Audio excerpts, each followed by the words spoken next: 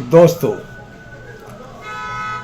इधर आओ, तुम्हारी जुल्फ हम आरास्ता कर दें, जो गेसू हम संवारेंगे, कभी बरहम नहीं होंगे।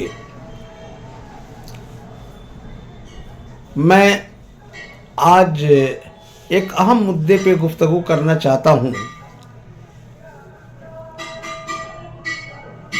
जैसा कि हम जानते हैं कि प्रजनन प्रक्रिया जितने भी जीव हैं, जितने भी जानदार हैं, सब करते हैं। इस प्रजनन प्रक्रिया के अंदर अल्लाह रब्बुल इज़्ज़त की एक बहुत बड़ी हिकमत छुपी हुई है। जिस हिकमत पर आप गौर करेंगे तो कैसे दो जोड़े के मिलने से माँ के पेट में गर्भाशय के अंदर ओवा और स्पर्मेटोजोआ के मिलने के बाद एक बच्चे का वजूद है। फिर 9 महीने पालने के बाद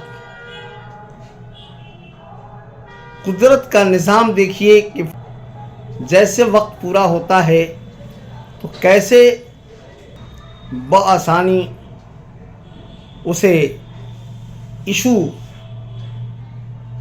करने की सलाहियत एक माँ के अंदर आ जाती है, पैदा करने की सलाहियत एक माँ के अंदर आती है। एक दर्द होता है जिसे दर्द ज़ेह कहते हैं। प्रसूति की दर्द जो कही जाती है, उससे एक बच्चे को जन्म देने के लिए एक माँ को गुजरना पड़ता है और एक बच्चे की पैदाइश होती है। ज़माने से ये सिलसिले चले आ रहे हैं, लेकिन इस अहम मुद्दे पे मैं आप तमाम दोस्तों की ज़हन को आकर्षित करना चाहता हूँ, मबजूल कराना चाहता हूँ कि अभी समाज के अंदर आप देखेंगे कि 70% केसेस बिल्कुल ऑपरेशन के द्वारा ही इशू किए जाते हैं, जिससे एक ऑपरेशन होने के बाद माँ के पेट के नीचे का हिस्सा कमज़ोर हो जाता है। इस तरह उसके बाद में जो दूसरी और तीसरी पैदाइश बच्चे की जो होगी, उसके लिए भी पेट खोलना ही पड़ेगा। ठीक उसके कुछ दिनों के बाद ही चौथी ऑपरेशन के लिए भी तैयार रहना पड़ता है। उसके बाद एम्ब्राइकल हर्निया हो जाता है, प्रोलैप्स ऑफ यूट्रस हो जाती है, यानी बच्चेदानी ढूल करके मुंह पे आ जाती है, जो एक अलग प्रॉब्लम होता है। फिर बाद में बच्चेदानी को निकालने के लिए ऑपरेशन करने की ज़रूरत पड़ती है। दोस्तों, इस अहम मुद्दे पर मैं कुछ सवाल पूछना चाहता हूँ अपने दोस्तों से कि कोई भी एक ऐसा सबूत कोई बता दे कि क्या हथनी बच्चे के पैदाइश के वक्त में उसकी कभी मौत हो गई हो। किसी घोड़ी की पैदाइश पे आप गौर करें, किसी बिल्ली के, किसी कुत्ते के या किसी ऐसे जानवरों के जो प्रजनन प्रक्रिया करती हैं, आप देखें तो पता चलेगा कि ऐसी कोई बात है नहीं। लेकिन आज हम अपने समाज के अंदर एक तरह का हौवा बना के रखे हैं कि जैसे बच्चा माँ के पेट में कंसीव होता है,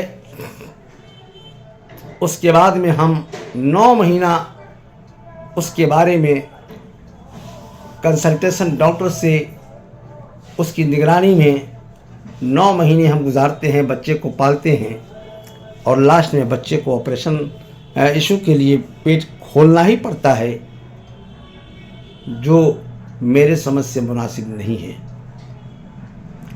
यकीनन बच्चे का जो वजूद होता है तो कुदरत का एक निज़ाम है, जिस निज़ाम के तहत एक वक्त ऐसा आता है कि बच्चा बड़े आसानी के साथ इशू हो जाता है। इसके लिए जो एक सबसे बड़ी बात यह है कि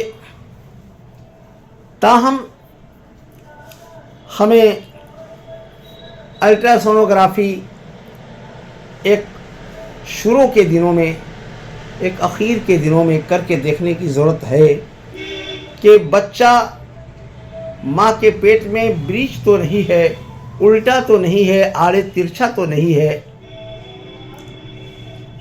फिर आखिर वक्त में देखने की ज़रूरत पड़ती है कि बच्चे के गर्दन में कोई कॉर्ड तो नहीं फंसा हुआ है।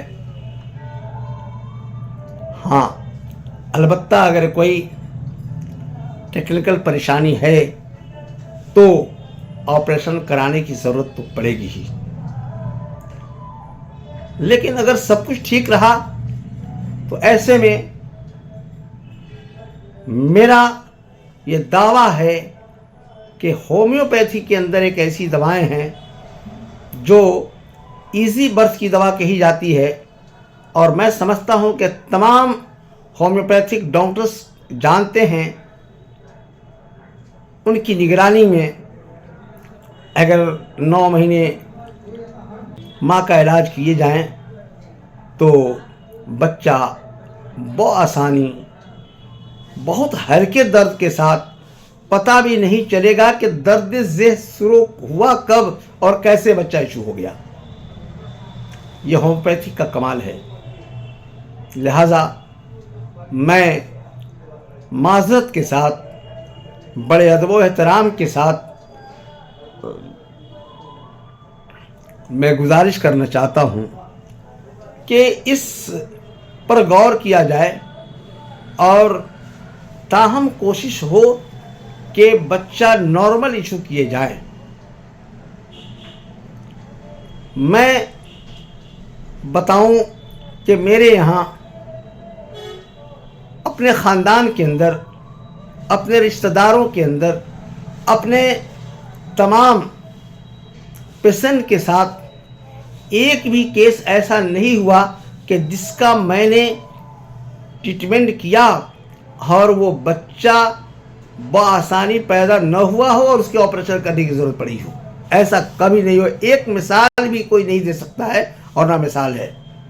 लिहाजा हम चाहेंगे कि अगर ऐसी ज़रूरत पड़े, कंसीव